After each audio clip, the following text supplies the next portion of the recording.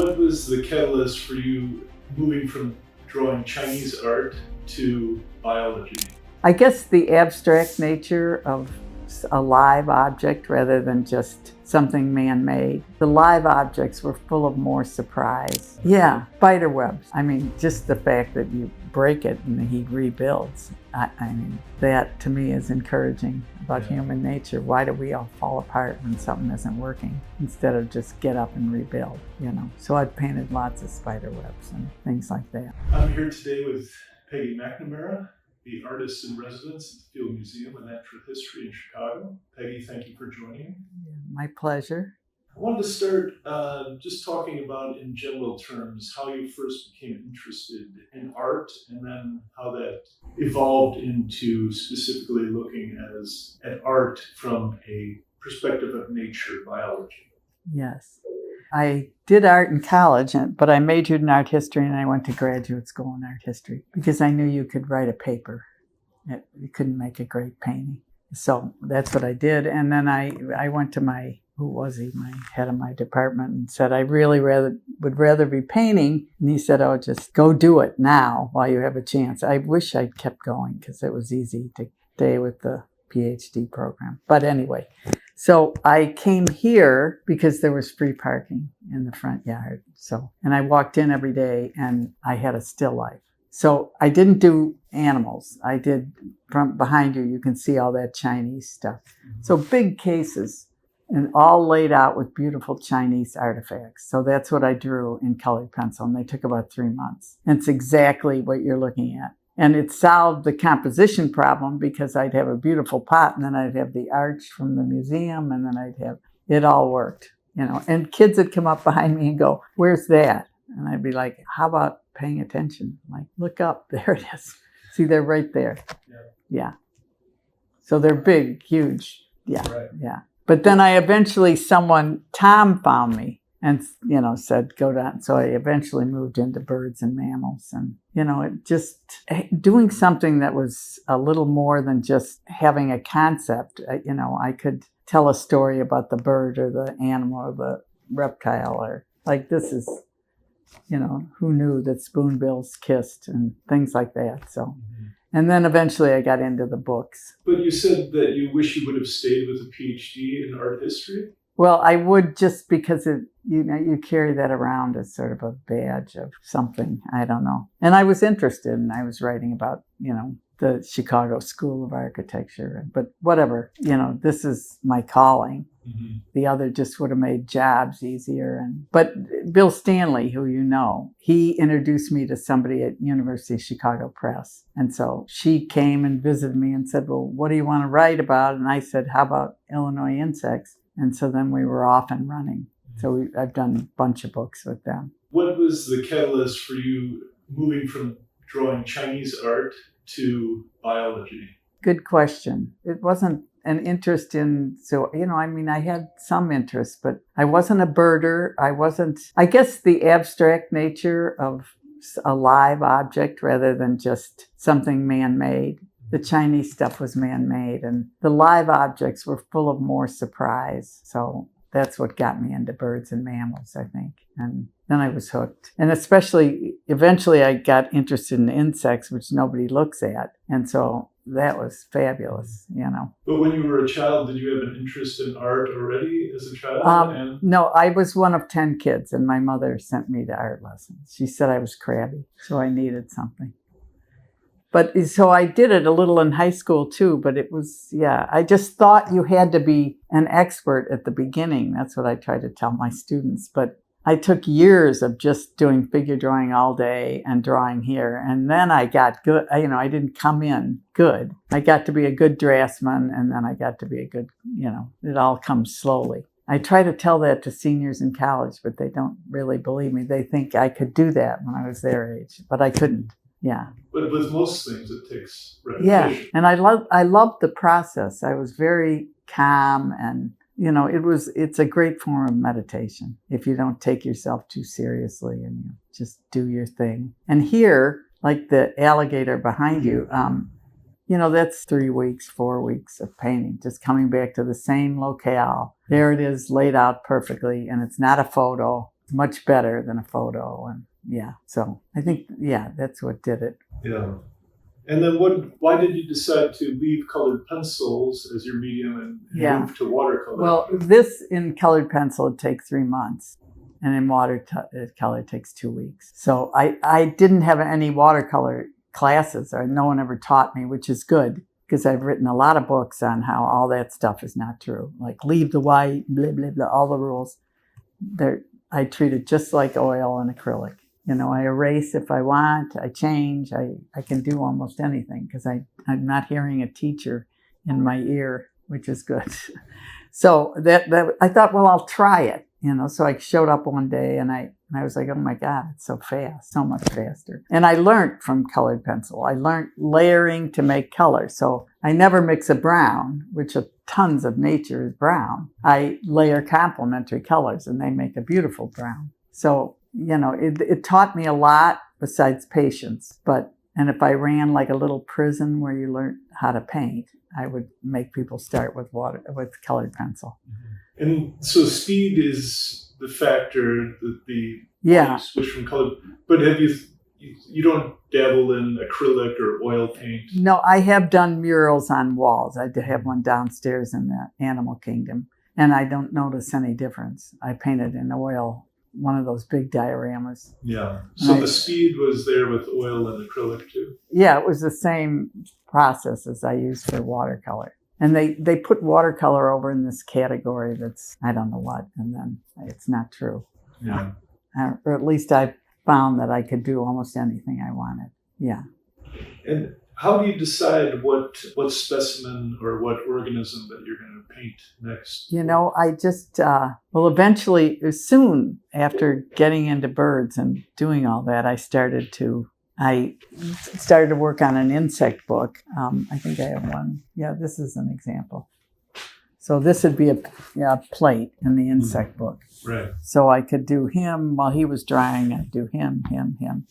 And that was, I had to get a science guy. And so I went to the insect department and they said they were game. And so all I did was he'd lay out a plate and I'd paint it. And then that was 2 or 3 years of just insects. And then while I was painting insects, I opened up one of the cases. You know how many cases are around. And there was somebody's life there. He had collected insect nests for, 10 years. Yeah. And they were all in little boxes. And so I did a book on nests. They were fabulous. And so I did them huge, even though they're only this big. And that way, you know, I had an exhibit of it and you just couldn't miss how wondrous it was. Yeah. I gave one to Jeannie Gang and said, these guys were recycling to create buildings years ago. So, and then, you know, I just moved naturally then I went into migration. And so one thing leads to the next. But you went from Chinese art to birds. Yeah. And then from birds to insects?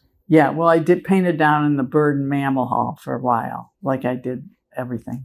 And that was just getting better. But then I decided, and I was exhibiting, I just thought it would be more fun to create a book that lasted, not a month exhibit. So that's how I got into the book thing. And U of C Press was interested in reaching a broader, they publish, you know, being a published scientist, that they want journal type material. And this editor wanted something that would reach more people. And an insect book, you know, where I wrote a little bit about the painting process, attracted that audience. And then, so just a combination of things. So what piece are you currently working on? I'm doing lichens. See that little guy behind you? Yeah. Those birds decorate their nests with lichens. So they want it to be the piece I've done 25 paintings so far. So now you're in the botanical phase. Well, it's not, they're really not mammals, not, but they're somewhere in their own category. It's, you know, algae connecting with fungus, and they create this new species, sort of. Yeah. So it does seem abstract and crazy, but whatever. Can you talk a little bit about the intersection of art and specifically biology and nature, if you will? Well, here's a story that happened that was amazing. I'm at home in my studio and I'm painting big blocks of birds. for the migration book. And I got all these photos from this incredibly talented photographer. And, every piece is about this big. And I'm teaching the next day composition skills to my seniors in college. And I'm like, wow, the birds, the 9 laws of Ruskin, 9 laws of composition that Ruskin outlined, the birds do them all. Sometimes they're this, sometimes they're this, sometimes they're... So I think from my observation and being true to each specimen and each arrangement in life, definitely the flocks of birds, which I don't have any here, but they're on my site, but you can see that's murmuration. And I have some out in the hall too. I think subtly I was learning, I knew that I could paint a flock of birds and the composition would be great. And they wouldn't all be the same. They don't all go like this. Sometimes they go, they create new ways, but everybody works together. And that's what a composition's got to do. So that's the best example I have of what nature has taught me. And I think slow, patient observation, subtly, I have some sort of color sense that I didn't have initially. And that's why I did a lot of black and white too. And then I could go on. So I feel like I've always been learning, Right. So the other thing I did, which I'll show you that book, is I would go to Europe every summer and paint in the galleries. So Victoria and Albert in London, there's 3 big rooms, everything, the David, the Moses, the Pietà, everything is reproduced, and they have chairs and you sit and you sort of communicate with predecessors from the Renaissance. So I did that endlessly. And then during the pandemic, I did a book because remember everyone was going, oh, we can't go to Europe. And I'm like, oh, life's hard, But anyway, so I put together 150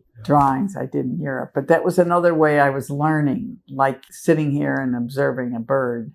I was learning, always learning, I guess. And I'm learning about lichens. I used to just walk every day, but now I stop at every tree and, there's magic everywhere that I was missing. Yeah. So that's... No, I think that's true. Yeah. Nature, there is magic everywhere you look, if you look closely. Yeah, spider webs. Just the fact that you break it and he rebuilds. That to me is encouraging about human nature. Why do we all fall apart when something isn't working instead of just get up and rebuild, So I've painted lots of spider webs and things like that. And when you look at it for a month, you see much more. You see, I take my students that piece right there, and I put it in front of the case where the bird is. And I say, all the colors are there. It's just that you look just to catch the gist. Oh, that's brown or that's green. But it's more than just green and more than just brown. So looking slowly, I'm encouraging all the time, which I think I got from observing nature, slowly to accomplish a painting. So would you say that observing nature has made you a better artist? Oh, yeah, I think. We observe just, to avoid danger and to know where we're going. We don't sit and sort of let it sink in slowly. The alligator, every color is in that guy, but you don't see it if you just see alligator and run, But I put all the color in. So it's just, always an adventure. And now I'm doing a lot of new species that they discover and the scientists in action, and that's fun. Yeah. So. When you talk to your students, what do you emphasize in terms of why do you think biology is important for art students or for the public in general? I think you appreciate your surroundings and your earth more when you know a little bit of what's going on. We miss what's going on. We think a bug is bad. Meanwhile, someone told me 90 spiders in your house and they're all killing things that would hurt you. But you don't know any of this. You think a spider's bad and a fly is bad and another side to it. And that's the truth about insects, and I'm sure it is about, I guess I know more about insects, but there's cooperation to be learned and studied and appreciated. I tell them, I don't have to tell them to do, if they have to be a painter, they'll be a painter. There's no list of jobs to apply for when you get out of SAIC. There are no jobs. And they all come to me because it's scientific illustration, but there are no jobs there either. I mean, there's a few, but they used to have 5 people on staff at the Field Museum that did nothing but scientific illustration, and none of them are here. Why did they eliminate that They position? don't need to pay them. The science guy can pay someone $16 an hour to do his studies. And it just, I don't know. The profession hasn't gotten where it's more independent of, needing and the kids will figure out a way. They're doing graphic novels now, and they're doing other ways to talk about science, comic books even, just to make it interesting. And the SAIC, where I teach, has hired maybe 5 or 6 scientists in the last 10 years. So they have a whole department now so they, in general, find a way to, it's about observation, it's about how things work together, and that all applies to art making. Yeah. What do you think is a problem that can be solved through biology and art? Yeah, I think, scientists are doing careful observation in the field. And so they gather information that you wouldn't gather just by living on the earth and looking up at a bird. They collect specimens. The thing that Dave's doing, all the birds that hit the windows in Chicago, and they come in here, and he enters them into a book, and he discovers, the females come 2 weeks before the males, and he's getting scientific facts from just people volunteering to bring in, and it's hundreds of people in Chicago do that, pick up every morning. So and just lately, that big crash at McCormick Place. So now they've agreed to use the special glass that will... I thought they had already switched the glass there. Is that... No, they hadn't really done the job until now. It took that big. Yeah. Yeah, it's hard in the money world to get... Yeah. And hopefully that bird glass is effective. Yeah, because then there's downtown. But downtown, a lot of people agree to turn their lights out, and that helps. And, but... Do you paint every day? Yes. Do you paint things outside of nature? If I get asked a lot to do something, one of my brother-in-laws is doing a play about the Pope going to outer space, so that was fun. So I did the Pope, and then I did outer space. Yeah. You did the Pope in a rock? And he's going goodbye, and then he's up. And so, yeah, I can, because of a lot of figure drawing and a lot of years of painting, I can do pretty much whatever I want. But, on Instagram, I've been showing these. In the fall, I'm taking a walk, and I just cannot believe the 5 leaves that have fallen in this little pond. So I stop and take a picture and paint that, and that's just whatever catches my fancy, which is a ton. If you take walks, you're crazy by the end. Do you find it challenging to translate the complexity of nature in your work? I appreciate the complexity. Look at that crazy bug with that horn coming out. Because it makes me more daring and aggressive than I would be. I mean, a little teeny insect is really complicated, and it all is for a purpose, and so that I can't be wilder than nature. That's for sure. I'm not trying to be abstract or crazy, but the lichen phase, I'm like, are you kidding me? Like spaghetti growing out of it's really interesting. Yeah, I'm lucky to be here and to... Do you think there's a responsibility for artists not only to create work, but also to educate the public as well? I know that you do both, but do you think there is a responsibility for artists to do both? Well, yeah, that would be great if they can talk about nature in a way that is easy for people to take in. Just come look at my insect show instead of read about it. And it's easier to walk through a room of insect paintings, and very hard to convince people there. The nests were easier to convince people were little works of art. But it just, I don't know if we have any job but to follow our calling. I think you should be giving it away as much as taking it. So teaching does that, but mostly you're just encouraging them to hang in there. I had an illustrator who worked here come talk to my class, and so he got up in front of, there are probably 40 kids there, and he says, you better marry well, because no one's going to pay you to. So that may be true, the job part, but you're a creative person figure out a way to mix it all up. You Yeah. can. A calling it's just what you're called to do. Then you got to figure out the rest of the stuff. I don't charge enough, and I don't care, and I don't. It was fine. I used dealers for 30 years, but I'm making something I love to make. I don't have a problem with the financial side. One of my sisters runs my sites and does a lot.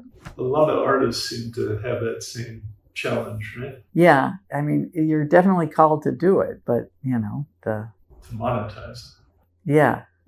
Do you think that there was one specific piece that you had kind of a breakthrough in terms of how you interpret nature or your work in general? Was there one piece or one specific moment, or did that not happen for you?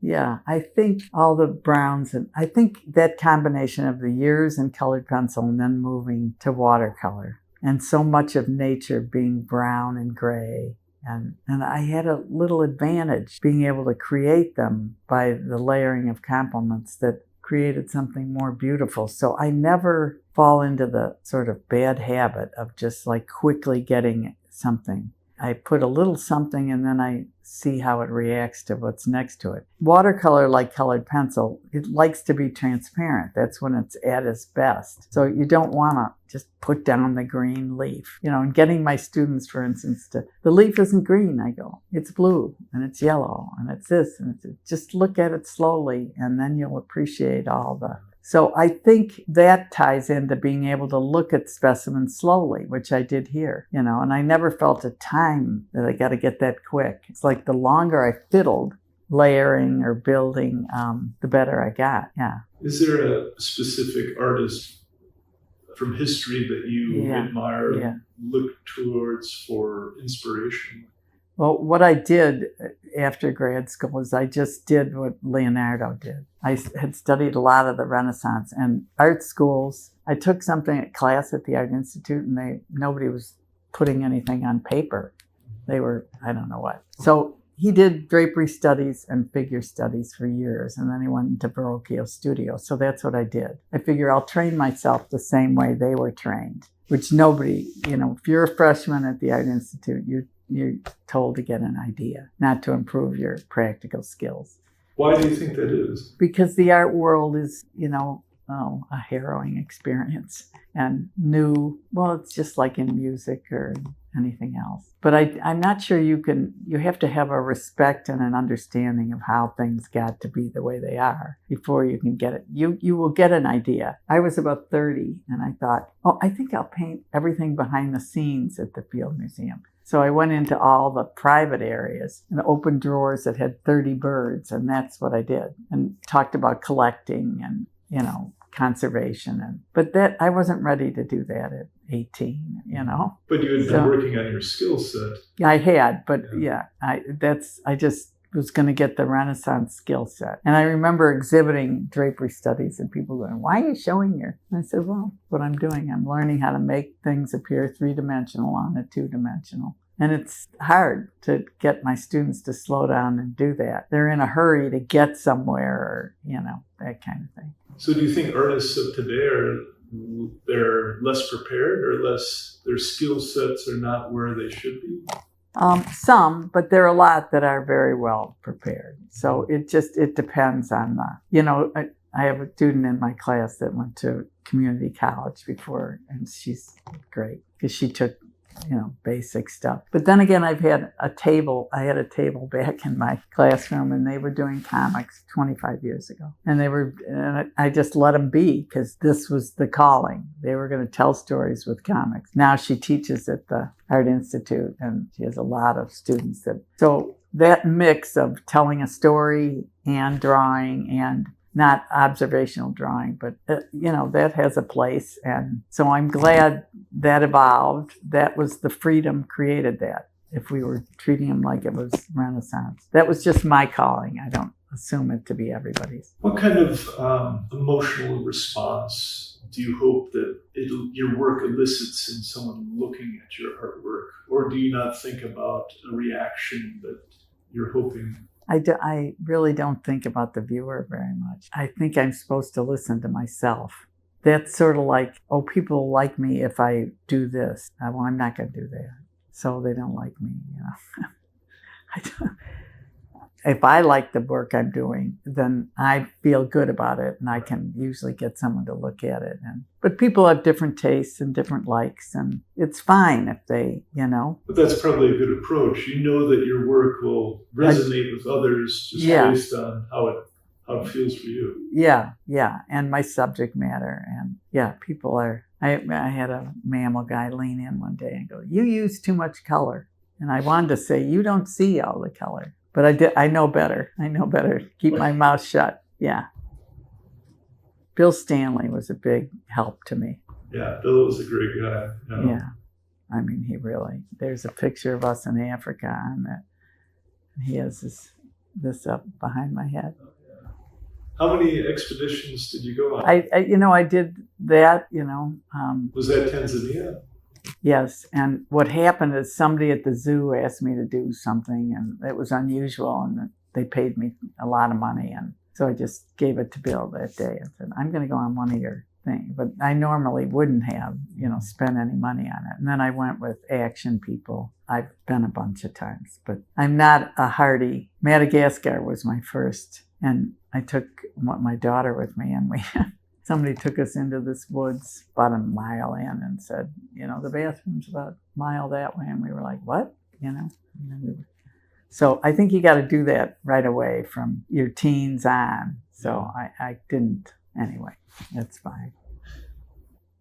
In your artist statement on your website, you talk about referencing old techniques, but then pushing in new directions. Could you expand on that a little bit? Yeah, it's not the age for old techniques, as you know, if you watch the art world. So I have to, but for instance, the watercolor technique, having never had a class, I just do things that I didn't know you could do. Because I just keep pushing it further than I thought was possible. So I needed to get to a certain point to satisfy me, like the arapaima here. It's an incredible fish. And I did it like 8 feet long because it's endangered in the Amazon. And I wanted to make it, what it is, which is a rare, special creature that none of us see. The underwater experience, that's the last book I did, was like, I'd never seen all that.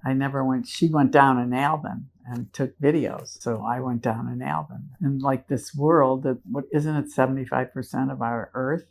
Yeah. And all those species that are underwater. So I don't know if that answers you, but that led me in a new place. That's a place where habitat and creature are bound in a special way that's different from, it's the same for mammals and birds, but and I also feel like we don't grasp the complexity of this material at first glance, and we have to stay with it a while. When you actually think of migration, I worked with the purple martin people, and they built these nests, and the bird comes, and then they have a baby, and they ban the baby, and it comes back from a huge distance to the same spot. How does that? I don't know that I could find the same. So I know we're just tapping into the richness of all this. And I don't want to take a scientist's job in any way. I just sort of want to celebrate. I'm like an ad for science. Right. I'm not sure I teach you anything, but it's much more amazing than we give it credit for. Because we're downstairs, when you go down, there are all those exhibits and everyone's on their phone like this. And you're like, oh, turn that off. This is great stuff. Yeah. How do you think we could get more people interested in biology? Well, people like Louderman who go out to the people. A museum is quiet and stately, and members' night is fabulous here. You've probably been here, and it's just a mob scene, and people are really... But Jim taking the material to the school or the nature center and introducing people to stuff they don't normally encounter in their daily life is a great way to do it. And that's what I think books do, and podcasts, and so I've always been able to, when I've talked, I've always had a big screen, so it was never me. It was always my images. It was so much easier than having it be me. Yeah. What are some new directions that you're exploring in your own work I know you had mentioned lichens. Is that the lichens. And another example was my students are all doing animation. So I took a lot of time out and made birds move on the page. I would draw 5 successions, and then so I am paying attention to what they're doing, and I just did a book about Mary, who did the peregrine falcons thing. There were none in the Midwest, and she introduced them 30 years ago. And so I told that story, and that it's not a graphic novel, but it's not so much science as it is a human story of how one person can make a difference so I am influenced by what I see in my students' work. Like right next to you, see the peregrine moving? It's the third one down on the right. Oh, yeah. Yeah, so that's from hanging out with Art Institute students. I think animation, it takes tons of patience, and the ones who love it are glued. So that inspires me. I see a drawing of Yoda there. Is there a story behind Yoda? Yeah, so maybe 20 years ago, you were probably around here. They had an exhibit of all those creatures. And so I just took my class in for the whole time. But in this room, I have, I don't know, lots of images of new species and things. And everybody walks in and goes, Yoda. So we have a ways to go to educate people. Right. Because, they don't, except kids now watching science on TV. On Members Night, they all said that's an arapaima, or that's a coelacanth. Yeah. So they knew more than 10 years ago because of the TV shows. Yeah. No, it's just funny to see his head peeking out there. I know, I can't. Between all the other. I know, I like having him there just because I get to tease the people for wanting Yoda instead of. And I think my teaching tenure at the Art Institute, at first they hired me and I replaced a guy who was here for 30 years who did incredibly patient ink studies. But now computers have moved in and scientific illustration has completely changed. And I just lucked out that I could find a way to use my techniques and not do everything black and white, and encourage my students to do the same. I think there's only 3 schools in the country where you can get a master's in scientific illustration. So it's a hard. No, it isn't. No. And I can't even name them, but my students have been. You can go to, I'd have to be accurate to speak on that. And that's just because there's not enough jobs. Yeah. Yeah. It's unfortunate because scientific illustration is some of the beautiful work. Yeah, and that's sometimes the only way you can get someone curious and informed. But the video stuff on TV is great too, so that's a form of scientific illustration that's, I think, great. Nature centers where they take people out on walks, all those things are invaluable, because if a kid's going to get interested, they're going to hang in there. Mm-hmm.